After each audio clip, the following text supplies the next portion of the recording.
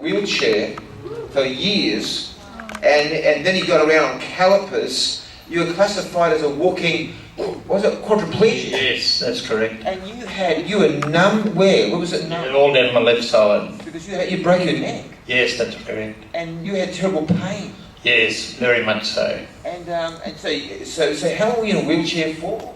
I was in the wheelchair only for 3 years. Only 3 years. Keep going. I was on calipers for 30 years. So you're in a wheelchair, and because she said, I remember you said to me, you thought, man, I don't want to be the rest of my life, and you're able to somehow get into calipers. Yes, that's correct. Wow. And I just wanted out of that wheelchair, and yes, it came good. And so with the broken neck, it was like was it a full break or partial break? What happened? It was full break. It was C6 and 7 in my neck, and the specialists couldn't understand how that I could still walk. They said I was a walking paraplegic. Wow. But the pain over the years was terrible. I was on morphine for 20 years and methadone for 10 years. When the evening that I was healed, you prayed against the methadone addiction. The methadone addiction. Addiction, that's correct. And I went to the doctors, and he said it will take 2 years to come off methadone. Because you were on morphine methadone for 40 years. Yes, that's correct. 40 years. You think 40 years you're on this powerful drugs. And so he told you it was what? 2 years? Yes, it'd take 2 years to get off them, and I did it in 3 weeks with God's help.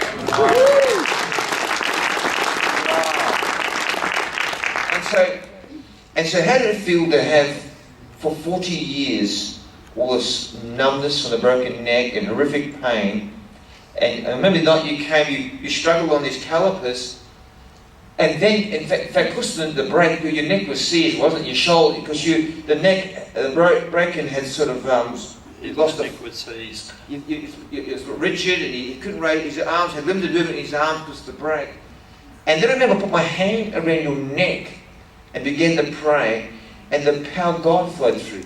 Yes, that's right. And I told you to move your neck. Yes, you did. And then you began to move it, and you were shocked. I mean, yes, I was shocked. After all those years, and then I said, raise your arms, and all of a sudden you raise your arms. Yes. And then I told you, I grabbed your calipers. You're a little bit annoyed because I told you to walk, and you got a bit annoyed about me making you, telling you to walk without these calipers. Yes. And then you said you were amazed and you began to walk. Yes, I was amazed. That's amazing, isn't it? He's semi-paralysed, he's on, a horrific pain, and even the painkillers could take the pain away.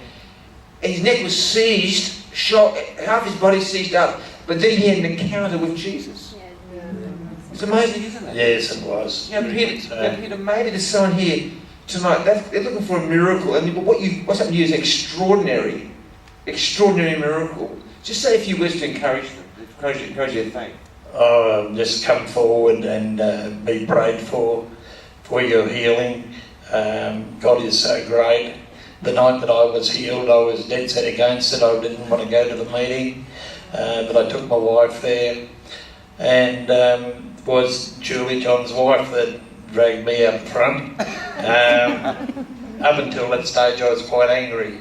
I'd been prayed for many a time in Pentecostal churches, and nothing happened, and I would get depressed, and I didn't want to be depressed again. I was down enough as it was.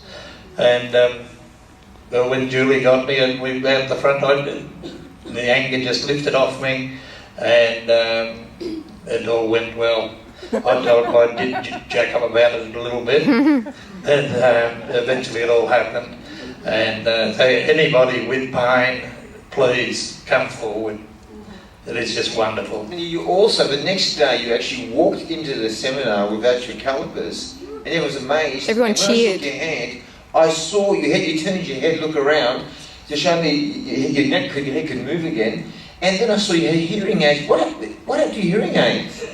Yeah, they've disappeared. Because I told you, if God can heal his paralysis and his numbness and his pain, surely he can heal your deaf ears. So I told you, take them out, put my hand over your ears, didn't I? Yes. And prayed. What happened then? And I could just hear crystal clear. It was like up in an aeroplane, how your teeth, how your ears crack. And I could hear as clear as day, and I haven't worn them since. Wow. This is amazing. And your sister, Marge. Hey Marge, yeah, this is even more amazing. This guy gets healed. He's got the Holy Ghost, the anointing all over him. She goes to visit him, and she was very ill. With what? Oh, because I'm watching Peter. And you came to visit him not long after you got healed, and you were suffering. I was suffering from so many things. You want me to say? And it is... Oh, osteoarthritis, cirrhosis, Paget's disease, kidney failure. But then... And you came to visit him, and so the power of God's all over him, and then the power of God flowed into your body when you visited him. it did. And God delivered you in his house. 3 days later, and yeah, I am supposed to be really, really crook, but I haven't got any And no pain? of it. No, Paget's. Paget's. Paget's disease. Yes, that's a bad bone disease. And did you have like arthritis too, or what? Yes, arthritis and And so osteoporosis. you went to visit him, and what happened? How did you get healed? Pete and Reen and I, we prayed in the hallway. Pete and Reen prayed for me that we could have healing for me as well. But nothing happened. And my husband and I went to Shepparton in the afternoon. We were in Violet Town. We went to Shepparton in the afternoon, and all the way home from Shepparton in the car, I had tears streaming down my face. I didn't know what it was, but I do know. Oh, I can't say it, I'm going to cry. Give him a hand, everyone. God bless you, Peter. God bless you, Marge. Good on you.